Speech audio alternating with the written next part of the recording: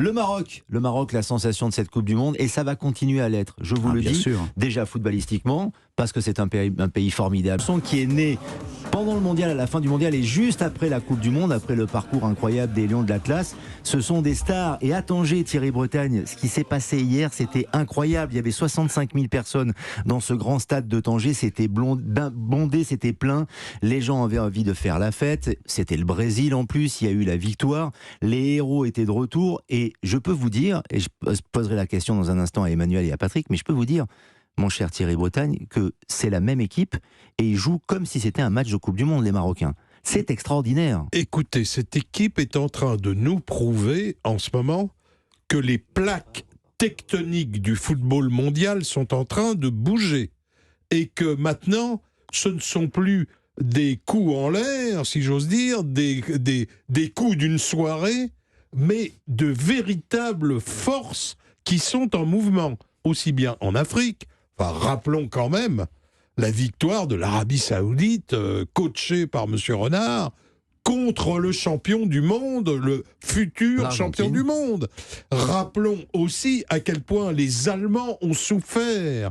Eux aussi, 1000 morts contre le Japon. C'était absolument incroyable. Quant à ce Maroc, c'est tout simplement une équipe superbe et une équipe qui ne vit pas d'expédients, une équipe qui joue un football d'une intelligence, d'un courage.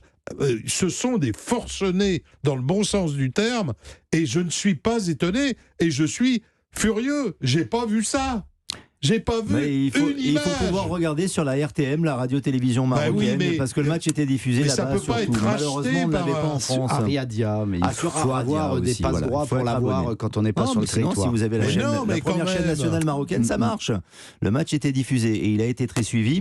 Et c'est vrai que la chanson qu'on vient d'écouter, d'Irounia, cette nouvelle chanson, ça a beaucoup de sens pour les Marocains parce que c'est une phrase de Regragui, le sélectionneur, qui avait dit « Il faut y croire. Nous, au Maroc, on y croit et on fait tout pour que les choses se réalise. » Et c'est ce qui s'est exactement passé et qui continue à se dérouler, Patrick Juliard. C'est ça, et on a retrouvé le temps d'un match. Alors c'est un match amical, mais effectivement dans l'engouement, dans la ferveur, dans l'intensité, on avait l'impression de voir un match de compétition, on avait l'impression de voir un barrage intercontinental pour la Coupe du Monde, et on a retrouvé les mêmes circuits de passe, on a retrouvé la même circulation de balles de cette équipe marocaine, qui donne l'impression au départ, quand on regarde ça d'un œil inattentif, qu'elle joue assez bas, qu'elle est défensive, mais en réalité, tout est très bien pensé, et la qualité technique, la qualité de passe de cette équipe, la manière de remonter les ballons est superbe, et les buts ne doivent rien au hasard. Ce sont deux actions construites, et ce sont des buts qui ont presque un côté inéluctable quand on voit comment ça se déroule. C'est à l'issue de longues actions avec souvent des deuxièmes ballons, des récupérations, mais une équipe qui joue en avançant, qui est très impressionnante.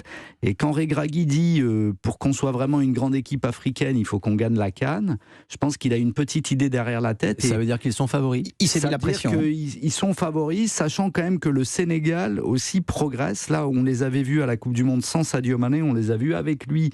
Alors que ça n'était que le Mozambique en face, mais il y a des séquences de possession et des séquences de jeu assez remarquables aussi. Donc les deux me semblent vraiment un petit peu au-dessus de tous les autres, Sénégal et Maroc, les deux lions, quoi. Maroc, parmi les favoris de la CAN, Emmanuel Baranguet, selon vous, et dites-nous pourquoi ces joueurs marocains sont transcendés quand ils portent le maillot des Lions de l'Atlas, quand ils portent le maillot de la sélection. Alors moi, je suivais les équipes africaines, comme Patrick, je suis un grand passionné du football africain, je suivais les 5 équipes africaines à la Coupe du Monde, je me suis régalé avec le Maroc, et pour moi, l'explication numéro 1 s'appelle Walid Regragui. C'est un entraîneur formidable, un super meneur d'hommes, il est très très bon dans la communication. Vous savez, au Qatar, toutes les conférences de presse d'avant-match étaient faites au même endroit, dans le grand centre de presse. Donc on croisait beaucoup de collègues journalistes venus de tous les pays, etc., etc. Au bout de 2-3 matchs, tout le monde s'était donné le mot. Il faut aller voir Walid Regragui, c'est formidable. On peut faire un papier à chaque fois, 2 papiers, 3 papiers. Il était drôle, sincère, authentique, assez précis dans ses réponses. Il parlait bien de jeu. Et effectivement, il a dit dès le début, non mais nous, on vient ici pour gagner la Coupe du Monde. On sait bien qu'il y a beaucoup d'équipes plus fortes que la nôtre, mais nous, on vient pour gagner. Et ils ont fait 4e. 4e, c'est un excellent résultat. C'est la première fois qu'une équipe africaine va en Tu demi-finale.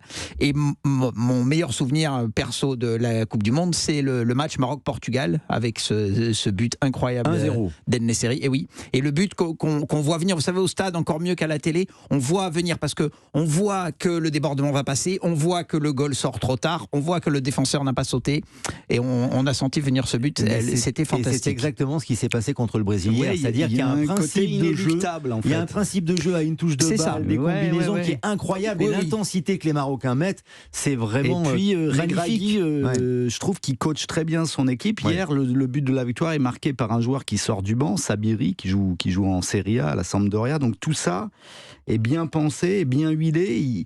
Il n'y a pas dans le groupe, ça se passe bien, même si Ziyech était supposé être très difficile à gérer, il arrive très bien pour l'instant à le contenir. Ça, c'est Vaïda Elodzi qui le disait. Oui, mais Ziyech est un joueur de caractère partout, dans tous les vestiaires qu'il fréquente, et là, Regragui arrive très bien à le canaliser. Et ça, c'est une force. C'est une force. C'est une force, il est très fort, il a joué en Ligue 1, notamment à Strasbourg, Regragui, Grenoble, et puis, et n'oublions pas qu'avant de prendre le poste de sélectionneur, il gagne la Ligue des Champions africaine avec le Wydad de Casablanca. C'est pas rien quand même. C'est quelqu'un, Regragui. Contre le Ali du Caire. Et c'est le sélectionneur du Maroc. Petit club. Et c'est lui, et on va continuer à parler du Maroc à travers le Brésil aussi avec Eric Frosieux dans quelques instants, mais c'est lui qui a inspiré la chanson qui est le tube du moment.